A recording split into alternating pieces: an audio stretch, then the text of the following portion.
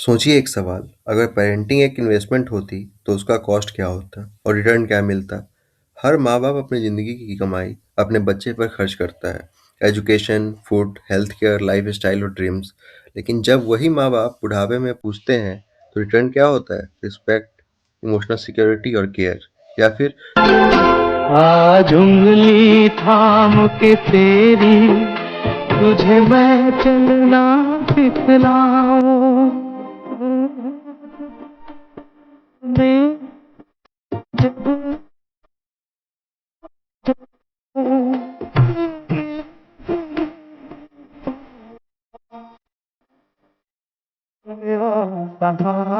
Old age home, neglect और loneliness.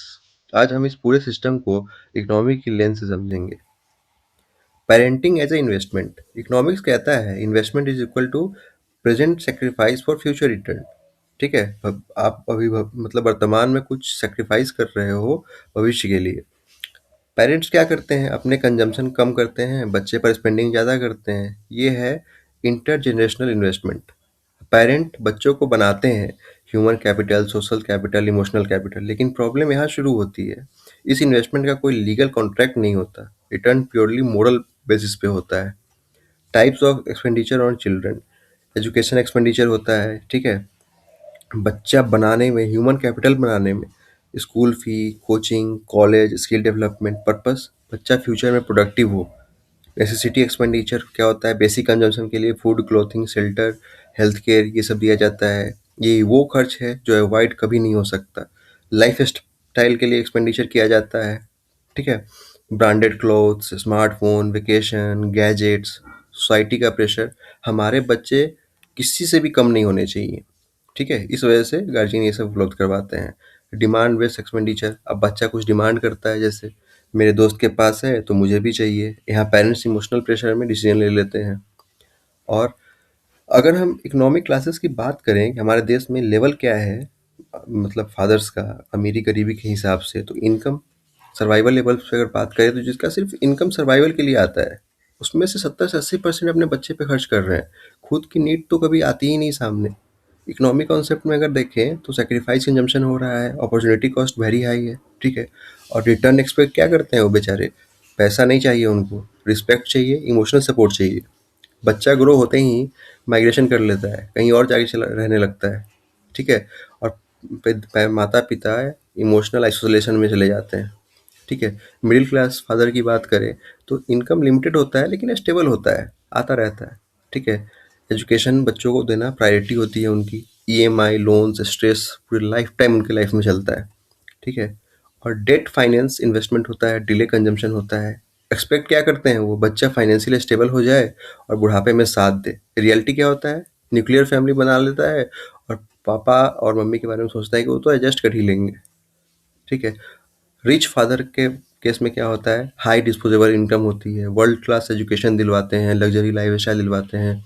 Economic concept over investment करते हैं अपने बच्चों पे। डिमिनिशिंग मार्जिनलिटी ऑफ मनी होता है।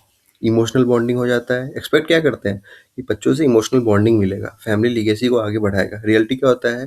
पेरेंट्स को अकेला छोड़ बच्चे अपने कॉर्पोरेट लाइफ में बिजी हो जाते हैं, ठीक है। Contrary to popular believe, parents return on investment नहीं चाहते, वो डिविडेंड नहीं मांगते। क्या चाहते हैं? Time, respect, inclusion, emotional security, ठीक है। इकोनॉमिक्स टर्म में नॉन मॉनेटरी रिटर्न्स नहीं चाहते वो, यूटिलिटी फ्रॉम रिलेशनशिप चाहते हैं वो। आज का सिस्टम, पेरेंट्स इन्वेस्ट अपना पूरा लाइफ अपने बच्चों पे लगा देता है और बच्चे एक्सटर्नलाइज रिस्पॉन्सिबिलिटी। इकोनॉमिक्स टर्म्स में नेगेटिव एक्सटर्नलिटी और मोरल हैजार्ड्स, ठीक है। सोसाइटी का silent acceptance, old age home best है, प्रोफेशनल केयर मिलेगा। रियलिटी क्या होती है? इमोशनल बैंकरप्सी, ठीक है। Cost benefit analysis of parenthood अगर हम देखें तो कॉस्ट क्या होता है? फाइनेंशियल, इमोशनल, फिजिकल और साइकोलॉजिकल। एक्सपेक्टेड बेनिफिट, क्या उम्मीद करते हैं? इमोशनल सिक्योरिटी और फैमिली कंटिन्यू करिए, फैमिली को आगे बढ़ाए। और एक्चुअल बेनिफिट क्या है? लोनलीनेस मिलता है उनको, डिपेंडेंस मिल जाता है, किसी कहीं और रख के आ जाते हैं, लॉस ऑफ डिग्निटी रहता है, ठीक है। और इसको क्या कहा जाता है? मार्केट फेलियर और फैमिली सिस्टम, ठीक है। How can be repay parents? Parents को कैसे हम अपना कुछ रिटर्न दे सकते हैं? नॉट बाई मनी, उनको पैसे की कभी नहीं ज़रूरत होती। टाइम दीजिए, डिसीजन इंक्लूजन कीजिए और इमोशनल सपोर्ट कीजिए उनको, ठीक है। इकोनॉमिक टर्म्स में इंटरजेनरेशनल रेसिप्रोसिटी आती है, सोशल कैपिटल रिजर्वेशन होता है। मैं इसको अगर कंक्लूड करना चाहूँ तो पेरेंट कभी रिटर्न और इन्वेस्टमेंट कैलकुलेट नहीं करते। क्या खर्च किए हैं बच्चों पे, वो कभी नहीं चाहते कि हमें उसके बदले पैसे मिले। लेकिन अगर सोसाइटी ने ये नहीं समझा तो फ्यूचर में पेरेंटिंग एक लॉस मेकिंग प्रोजेक्ट बन जाएगी। ठीक है, हमेशा बच्चे पेरेंट्स से दूर होते चले जाएंगे। और जब पेरेंट्स इन्वेस्ट करना बंद कर देंगे तब सोसाइटी कोलैप्स कर जाएगी कि पेरेंट्स बच्चों का ध्यान ही नहीं रखते। तो parents are not liabilities, they are unpaid investors of our lifes. ठीक है। और एक लास्ट में एक लाइन है, economic teachers us numbers, parent teachers us values. ठीक है, तो इस बात को ध्यान रखना है। फिनिक्स फाइनेंस में बने रहने के लिए थैंक यू। वीडियो अच्छा लगा हो चैनल को लाइक कीजिए, सब्सक्राइब कीजिए और ज़्यादा से ज़्यादा लोगों तक शेयर कीजिए। Thank you so much.